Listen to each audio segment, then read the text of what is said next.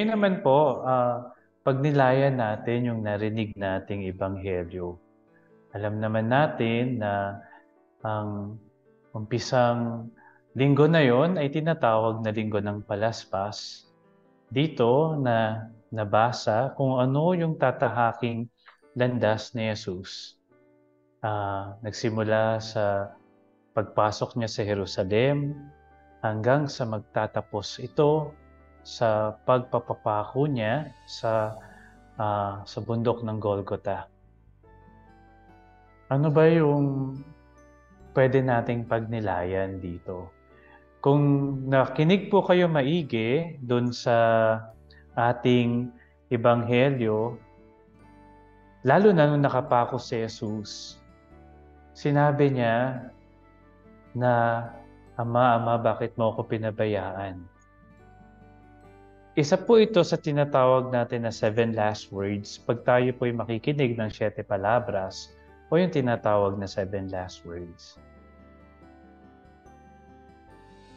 Napakagandang pagnilayan kasi po tayo ay tunay na nakakaugnay kay Jesus o nakaka-relate tayo sa sinabi ni Jesus na napakiramdam ng parang inabandona, pinabayaan. Sa mga pagkakataong nagkakaroon po tayo ng matinding problema o pagsubok sa buhay. Maaaring ito ay pagsubok sa buhay sa pinansyal, maaari rin pong sa relasyon, o maaaring po itong subukin tayo sa ating kalusugan kung magkakasakit. At minsan, masasabi natin na para na akong pinabayaan, para na akong iniwan. Maaari tayong iwan ng ating mga kaibigan, maaari kang iwan ng iyong asawa, maaari kang iwan ng iyong mga magulang. Pero ang Diyos, hindi po kayo talaga iiwan. Kung kayo po ay mahilig pumunta ngayon, lalo na ngayong Semana Santa o mahal na araw, sa tinatawag na bisita iglesia na ginagawa natin mga Filipino pagdating ng Huwebes Santo. At pupunta kayo sa iba't ibang simbahan. Dito po sa amin sa Archdiocese ng Lingayen, Dagupan, lalong-lalo na po sa aming katedral, sa St. John the Evangelist, kung titignan niyo po siya, si Jesus ay nasa gitna, ngunit hindi siya iniwan ng kanyang ina at ng kanyang tapat na disipulo na si San Juan. Ano po yung magandang ibig sabihin nito?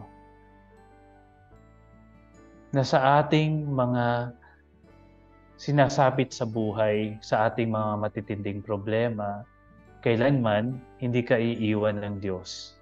Hindi ka iiwan ni Jesus. Kung ikaw ay nakakaranas na naiwan ng iyong ng magulang mo, ang pinalit po ni Jesus sa magulang mo ay ang kanyang magulang. Ang kanyang ina, ang tapat na kanyang ina na si Maria. Si Maria na laging nagdadasal sa atin, laging pumupuno sa atin ng inspirasyon. Tinuturo ni Jesus sa atin na mahalin ang kanyang ina, sapagkat ang kanyang ina ay kailanman hindi iiwan sa atin. Maganda pong pagnilayan, lalo na kayong mga kababaihan. Magandang gawing halimbawa si Maria na naging tapat sa kanyang anak, dumadamay sa kanyang anak, hindi nang iiwan, hindi kailanman iniwan ng kanyang anak, sapagkat hindi kailanman tayo din iiwanan ng kanyang ina na si Maria. At sa kabilang banda, makikita nyo naman po, nandun si San Juan, ang kanyang tapat na alagad. Maaring masabi natin na iniwan ka ng iyong kaibigan, iniwan ka ng iyong kapatid, Pero magpapadala at magpapadala ang Diyos sa iyo ng mga tao upang punan ang kakulangan ng mga lumisan sa iyo. Katulad ng ginawa ng paglisan ng kanyang mga apostol sa kanya. Si Jesus, iniwan ng kanyang mga alagad. Si Jesus, nag-iisa sa krus. Ngunit, siya'y binigyan ng pag-asa sapagkat nandun ang kanyang tapat na alagad na si San Juan. Maaring masabi natin na minsan lang tayo talaga makakahanap ng kaibigan na tunay kung tayo po ay susubukin talaga sa ating buhay. Meron at meron tayong makakapitang kaibigan. Siguro po magandang ating balikan. Sino ba ang mga tapat kong kaibigan? Ang tunay na kaibigan po kasi, kung ikaw ay nasa, sabihin nating kagalakan, nandun sila. At lalong higit na nandun sila kung kakailanganin natin ang kanilang tulong. Kailanman, uulitin ko po, hindi tayo iiwan ng Diyos sapagkat pinadala nga niya ang kanyang ina. In fact, nung nasa krus po si Jesus, alam niyo po ba na hinabilin ni Jesus ang kanyang ina sa kanyang alagad? Ang alagad niyang si San Juan, tayo po ang sumasagisag noon na kailanman hindi tayo mag-iisa. Nandyan si Maria. At kung tayo naman ay nalulungkot pa rin, meron at meron pa rin gagamitin ng Diyos na kanyang i-inspire para lapitan tayo. Maging sensitive lang po talaga tayo. At alam ko po, kailanman hindi natin masasabi na, Diyos ko, ba't mo ako pinabayaan? Kasi kung kakapit lang po talaga tayo sa kabutihang loob at awa ng Diyos, hindi kailanman niya tayo pababayaan. Hindi kailanman niya tayo iiwan. Mas madalas po nga tayo po ang nang-iiwan sa Kanya. Kung tayo ay nakakaramdam ng ginhawa o tayo ay marami ng aktibidades sa buhay o kaya naman tayo ay nabiyayaan ng maraming pangmaterial, minsan nakakalimutan natin magpasalamat. O kahit po hindi material, yung sa health na lang natin, yung kalusugan natin, maalala lang natin tumawag sa Diyos pag nagkaroon na tayo ng matinding karamdaman. Hindi po ganun kasi. At doon pa minsan masisisi natin, Lord, bakit nangyari sa akin to? Lalo na kung ang epekto nito ay halimbawa, nabaon tayo sa utang. First and foremost, sisters, hindi naman Diyos ang umutang nun eh. Ikaw.